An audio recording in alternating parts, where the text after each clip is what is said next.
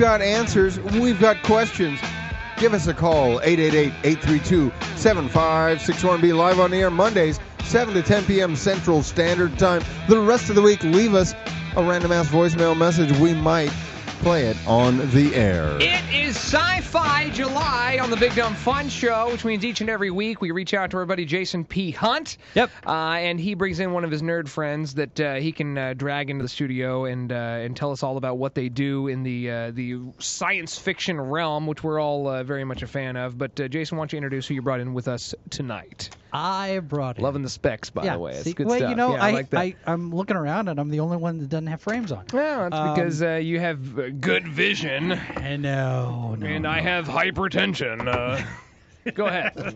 Well, sitting to my right, Mr. Kevin Dilmore, who is not only a Star Trek author in his own right. He and Dayton Ward have written a number of Star Trek books that have gone New York Times bestseller. What? Yes. Really? Yes, well, not yes. mine. Dayton has landed one himself because he does more solo writing than I do myself. But yes. When are you doing a solo book? A solo novel? Yeah. As soon as Dayton lets me, I suppose. No, I am very happy to be a collaborator. I've done some solo short stories, but I have Well, that way when not it takes, I'll you don't have to collaborate be with you. at fault. Exactly.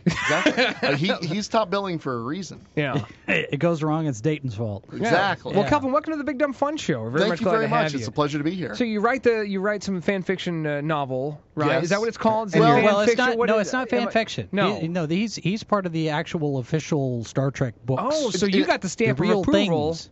That's exactly the difference. Yeah, I mean, real fan thing. fiction is not a label that I look at as being, like second tier or dumbing down or whatever. I mean, sometimes it's got a little bit of a stigma.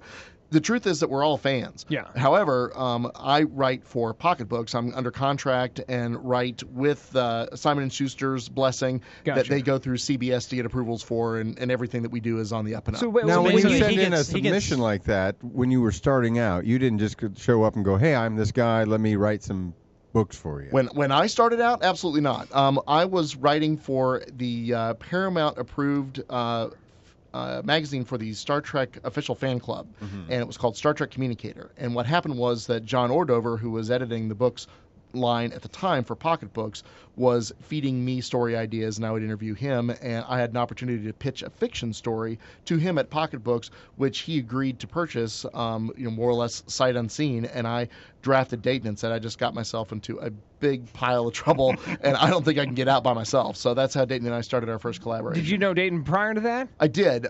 Dayton was actually a published fiction writer for Pocket Books and Star Trek before I was, because he was the winner of a contest called Strange New Worlds that Pocket Books had started up to allow fans with 3 or fewer professional writing credits to be able to write for a licensed property, which is really pretty much unheard of when it comes to that kind of thing in the publishing world, because they tend to give a license to people who have a lot of practice or a lot of credibility to be able to take somebody else's property and treat it the way it should be treated. And oddly enough, the weird thing about Strange New Worlds is that the fact that it ran for so long, it went for 10 years. They had this competition. Who edited it? Did Keith? No, actually, it Took was him 10 years to get a winner out of that? Like, No, they had No. winners. No, they had winners every year. Oh, I mean, okay. it was a It was completely like a new big thing. 10-year contest. But- Like, but I'll be out dead of by the that- time this is over. Out of that 10 years, they probably got, I don't know, maybe a good half a dozen to a dozen writers that regular actually were writers able came out of to it. come in. The competition that was started by John Ordover drew like in anywhere between maybe 3,000 and 4,000 entries a year, and they published between 18 and 20 stories that were selected by Dean Wesley Smith, who was a very well-regarded writer, not just science fiction, but across the board. And what realm are you Ordover. writing with? What are you writing for Next Generation? Are you doing the Kirk and Spock? Or what do you I've prefer? done a little bit of everything. What do I prefer? Yeah, what do you prefer? Always 23rd century original series. That's absolutely my preference. The book that Dayton and I have coming out at the end of August, which is starting a new series called Star Trek Seekers, is set in the 23rd century, and that's very much my comfort zone. Do you have to have this all approved by some like uber nerd? I mean, I assume you guys are all Somebody nerds. must take your script and or your draft that you send And them. like, and, I'm sorry, and, this oh, doesn't wait a line up with the second. timeline. Well, absolutely. One of the things that we do is submit a proposal, and that proposal goes to Pocketbooks and is vetted by editors there, and then it is forwarded to CBS, who has people in place to approve any type of fiction that we have going, and then bless it and return to us, and then we turn that proposal into a piece of fiction, and then it goes. So you basically send them a proposal saying that we would like to do the following pop, pop, pop. Yes, and it's a more it detailed involves proposal. a time travel into, like, do they? Is there some timeline keeper out there? Because it felt like in the movies something went horribly wrong. I'm not talking about the new one, because obviously that's out the window. But what new one? The old one got horribly wrong, maybe because they all got old. No, Wait, I'm talking about the reboot. The what reboot. reboot? What are you talking about? I'm talking about the Star Trek reboot. What's he You talking made about? this about The new Star Trek reboot where they rebooted Kirk and Spock. Yeah, I but have a apparently, feeling apparently he these knows I don't know these what exactly you're nerds talking don't want to about. have anything to do What with are that. you I talking guess. about? All right, so Where suddenly Kirk is Screw straight and that. Spock is gay, I guess. Or at least the characters I told you who I have played them are. an innate knack and to that's talk uncomfortable. about exactly what people don't Because want you to know talk what? about. You don't want to have a Vulcan mind meld with a gay Vulcan. You may not have a choice. I'm you just may saying. not have a choice. Live long and prosper. That would be weird. Like, here's what we want to do. We want to Kirk and Spock are on a remote island where they have feelings for each other. So, but Yeah, I don't think CBS would go for that. You don't think so? I don't know. No. Things are I mean, hey, it is the 23rd century after all. Yeah.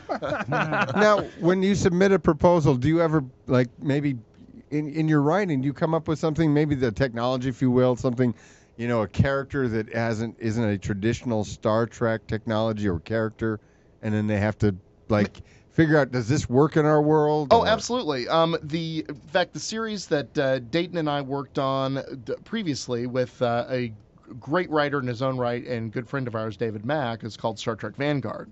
And Vanguard took place in the 23rd century, but it was very much a cast of characters that was not what you would normally see on a Star Trek show. We had diplomats, we had journalists, we had JAG officers, we had kind of Han Solo-ish smuggler rogues. We just took the people that would live in the 23rd century but weren't necessarily connected to Starfleet and tried to tell a story about how they might tangentially interact with Starfleet. All right, so we're in studio with Kevin Dilmore. Stick around. We're going to talk more about this and talk about your day job, your day gig, working with the Hallmark here, local Kansas City business, and you're working with. They have a whole new line of Star Trek ornaments coming out. Is That's that right? correct, All right, yeah. so we're going to do a little Christmas in Sci-Fi July. Christmas in July. Christmas in Christmas Sci-Fi in July. Sci-Fi July on the Big Dumb Fun Show. So keep it locked. You're not going to want to miss this. Next on the Big Dumb Fun Show.